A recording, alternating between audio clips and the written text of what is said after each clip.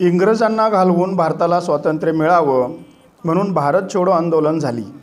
इंग्रज गेले पण भारताला स्वातंत्र्य आलं असे म्हणावंसं वाटत नाही, कारण भ्रष्टाचाराचं राज्य आहे. तसं प्रत्येकाला आत्मसुख मिळावं म्हणून साधुसंतांनी अर्थहीन चुकीच्या रूढी परंपरेला विरोध करून स्वतःची आहुती देऊन आत्मसुख भोगण्यासाठी स्वातंत्र्य मिळवून दिलं. पण आता परमार्थात सुद्धा भ्रष्टाचार आला, त्यामुळं बरेचसे लोक आत्मसुखापासून वंचित आहेत. जेथे भ्रष्टाचार नाही ते हरिद्वार. अब्दुल कलाम यांना सुद्धा आत्मसुखासाठी हरिद्वार मठात जाऊन विषय समजून घ्यावा लागला. मग पुढे ते प्रत्येक यशाचे मानकरी झाले. आज भारत स्वातंत्र्य दिन आहे की स्वातंत्र्य स्मृती दिन आहे? 15 ऑगस्ट स्वातंत्र्य दिन असेल तर बाकीचे 364 दिवस पारतंत्र्य दिन असले पाहिजेत. आपण रोज स्वातंत्र्य दिन साजरा का करू शकत नाही? Think it over. संत रोजच्या रोज स्वातंत्र्य दिन साजरा करत असतात. त्यांना शुभेच्छा देण्याऐवजी अभिनंदन केलं पाहिजे. अर्थ समजतो का पहा. स्वातंत्र्य स्मृती दिनानिमित्त स्वातंत्र्यावर बाधा आणणाऱ्या घटकाबद्दल चिंतन मांडतात. हे स्वातंत्र्य मिळवताना कोण कोण बळी गेलं, कसा त्यांचा बळी घेतला याबद्दलची स्मृती हरवलेली आहे, म्हणून स्वातंत्र्याचा आनंद बहुतेकांना घेता येत नाही. तुम्हाला ब्रह्मचारी व्हायचं तर व्हा, त्याचं नीट पालन करा, नाहीतर परिस्थिती बिकट होईल. तुम्ही ब्रह्म व्हा, काही हरकत नाही, पण ब्रह्म होताना कर्म आडवं येतं आणि ब्रह्महत्या होते. संन्यासी व्हायचं तर व्हा, त्याचे योग्य नियम पाळा, नाहीतर दिव्य संकटे उभे राहून त्यात तुमचा नाश करून घ्याल. वानप्रस्थ आश्रम स्वीकारा, त्याचं नीट पालन करा, नाहीतर वैराग्य येण्याऐवजी लोकांना योगाचे धडे शिकवणारे बैरागी व्हाल. गृहस्थाश्रम स्वीकारा, पण जर त्याच्या नियमांचे पालन झालं नाही तर दारिद्र्य येईल. आता यापैकी तुम्हाला काय जमेल, काय होता येईल? मला वाटतं यातील तुम्हाला काहीच जमणार नाही. मी निश्चितपणे व ते पण सोप्या मार्गाने सांगतो, तुम्हाला शहाणे होता येईल. त्यात तुम्ही सर्व सुखाला पात्र व्हाल. तुका म्हणे सोपे आहे सर्वाहून, शहाणा तो धनी घेतो येते. नामाने आपलं कर्मकर्तव्य निष्कलंक राहून पार पाडता येईल. नामाने सर्व सिद्धींचा विकास होईल. हे सहज जमण्यासारखे आहे. त्यासाठी बाकी इतर काही अवडंबर किंवा नखरे करण्याची गरज नाही. सद्गुरू कृपा असेल तर रोज स्वातंत्र्य दिन, नित्य आम्हा दसरा दिवाळी. राहाल तेथे स्वर्ग, बसाल तेथे व्यासपीठ, उभा राहाल तेथे नारायणाची गादी, जाईल ते ठिकाण तीर्थक्षेत्र, बोलाल ते महावाक्य, कराल ते निर्धारित कर्म असेल आणि सद्गुरू कृपा नसेल तर सगळी उपाधीची कटकट.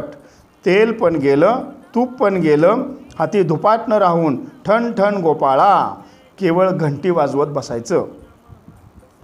क्रिया, भाव आणि भक्तीबरोबर विश्वासाला गती असेल तरच ती श्रद्धा योग्य ठरते. कृतीविना घडणार नाही, कांतीविना कनक नाही, प्रकाशाविना सूर्य नाही, आधाराविना आकार नाही, तसंच श्रद्धेविना विश्वास काही कामाचा नाही. श्रद्धाहीन प्राणी नाश पावतो. श्रद्धा आणि विश्वास दाखवणारा योग्य मार्गदर्शक पाहिजे. तो मार्गदर्शक सदाचारी, वैरागी व परिपूर्ण ज्ञानी असला पाहिजे. मत्स्य अवतारापासून ते कृष्ण अवतार सगळे अवतार संपले, पण मानव अवतार संपलेला नाही. मानव अवतार गेलेला नाही म्हणून जगातील काहीच गेलेलं नाही. सत्य आहे तसेच आहे. आपल्याला सापडत नाही म्हणून सत्य नाही असे म्हणणं चुकीचं ठरतं. योग्य मार्गाने गेलो तर सत्य निश्चित सापडेल. मानवातील माणुसकी गेली म्हणून सत्य सापडत नाही.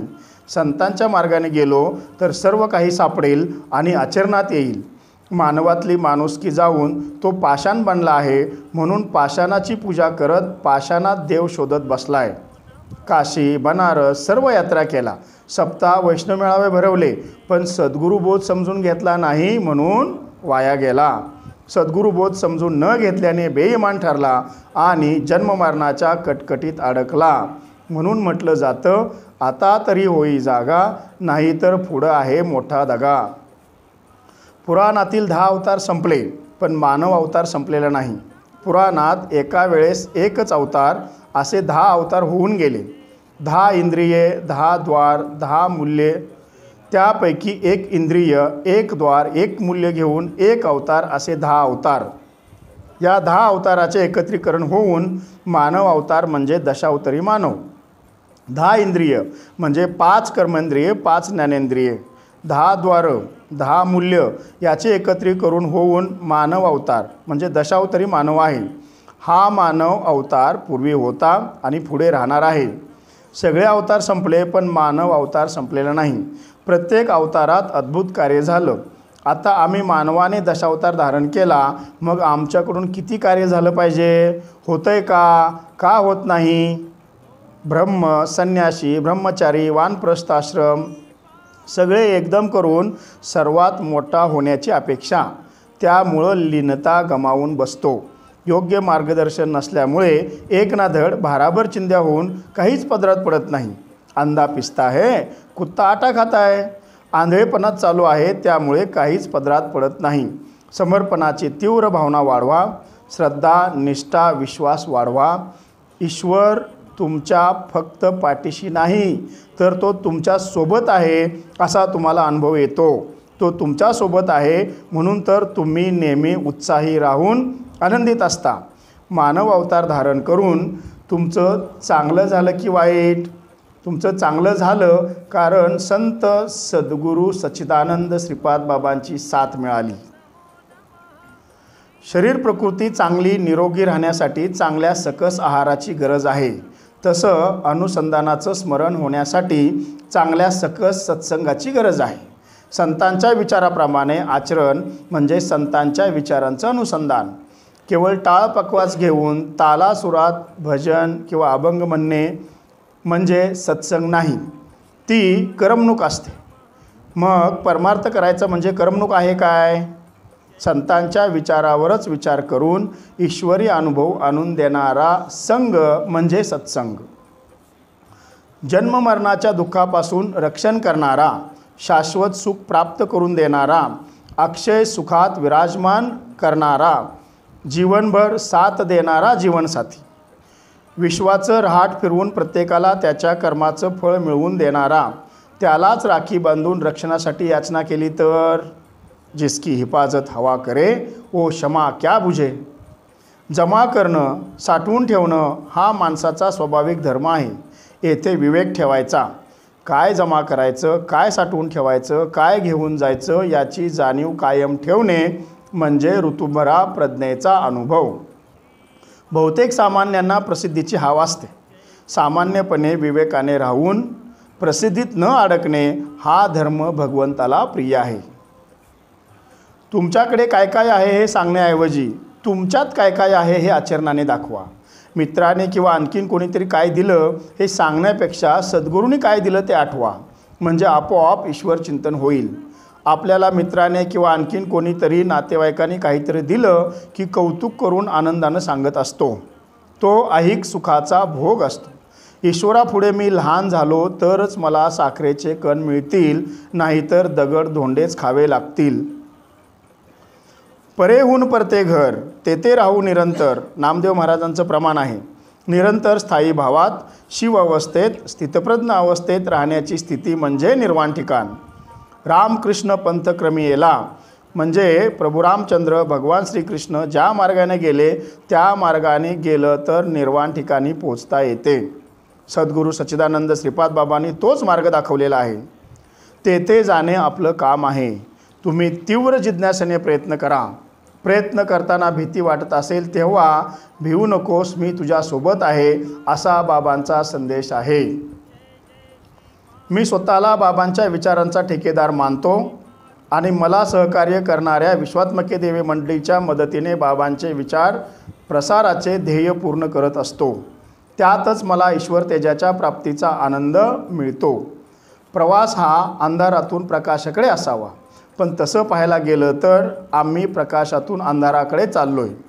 कोणाच्या लक्षात येते का पहा, मोक्ष प्रकरणातील काळ्या पट्ट्यात चाललो आहे. काही लोकांचा विश्वास बसला नाही म्हणून गेले सोडून आम्हाला. ज्यांनी विश्वास ठेवला ते काळा पट्टा पार करून संन्यास योग साधून दिव्य प्रकाशात जाऊन पोचले. त्यांना सत्याचं दर्शन व्हायला लागले. श्रद्धा, निष्ठा, विश्वास आणि परिशुद्धतेची पातळी वाढत जाईल तसं खरा बोध होऊन गर्भितार्थ समजायला लागतो. सज्जन कोण, दुर्जन कोण, अमात्य कोण, कोणाच्या संगतीत राहायचं, कोणत्या सत्तेत राहायचं हे समजत नसेल तर सतत फसवणूक होऊन दुःखीच होतो. दुःखातून नैराश्यातून अधोगतीच. म्हणून त्यासाठी ज्ञान हा माणसाचा तिसरा डोळा सदैव उघडा असला पाहिजे. सद्गुरू साधकाचा तिसरा डोळा सदैव उघडा ठेवण्याचा प्रयत्न करतात. इंद्रियांना आराम न देता साधकांना सात्विक श्रमात ठेवतात. या श्रमाने आत्मशुद्धी होते. चिंतनाने दिव्य दृष्टी मिळते. दिव्य दृष्टीने सत्याचे दर्शन होऊन कोणत्या सत्तेत राहायचं, कोणत्या संगतीत वावरायचं याचं ज्ञान होतं व जीवनविद्या अवगत होते. परमगती प्राप्त होते. आपण कशासाठी करत आहोत याची जाणीव होते. त्यातून ध्येय तयार होते. ध्येय निश्चित करून नियोजनाचा आराखडा तयार होतो. नियोजनातून ध्येय गाठण्यासाठी, स्वतःला ताणण्यासाठी, श्रम करण्यासाठी तयार होतो. तेव्हा तो अभय साधक बनतो. तुकाराम महाराज, श्रीपाद बाबा अभय साधक होते म्हणून ते निर्वाण ठिकाणी पोहोचले आणि आमचा उद्धार करण्यासाठी परत आले. कोणीतरी तुकाराम महाराजांना विद्रोही तुकाराम अर्थात अभय साधक म्हटले आहे. कारण हेच. शब्दशः अर्थ घेतला तरी खाली पडणारं वळचणीचं पाणी वर आकाशाकडे जातं. बाष्पीभवनाने जमिनीकडं आलेलं पाणी वर आकाशाकडे जातं. तसं आम्ही पण काही कार्यासाठी वळचणीला आलो असलो तरी आपलं लक्ष आड्याकडे पाहिजे. आड्याचं आहे की वळचणीचं आहे याची जाणीव पाण्याला कुठे आहे? कारण ते निर्वाण ठिकाणी आहे. आम्ही निर्वाणाच्या बाहेर आहे म्हणून आड्याचं किंवा वळचणीचं असा भेद करतोय. एका जनार्दनी मार्ग उलटा, जो जाणे तो गुरुचा बेटा. विहंगम मार्ग, उलटा प्रवास, उलटा श्वास श्रीपाद बाबांच्या कृपेने समजायला लागलाय. परमगतीने प्रवास चालू आहे. उत्तमच्या पुढे जे अजून अत्युत्तम आहे ती पायरी गाठायची आहे. इथे धोक्याचं वळण आहे, डर आहे. डर के आगे जीत आहे. त्या महात्म्याचे भजन चालू ठेवा. ते आम्हाला इच्छितस्थळी पोचवणार आहेत. त्यांनी आमचं वकीलपत्र घेतलेलं आहे. निकाल आमच्या बाजूनेच लावून देणार. जय हरी.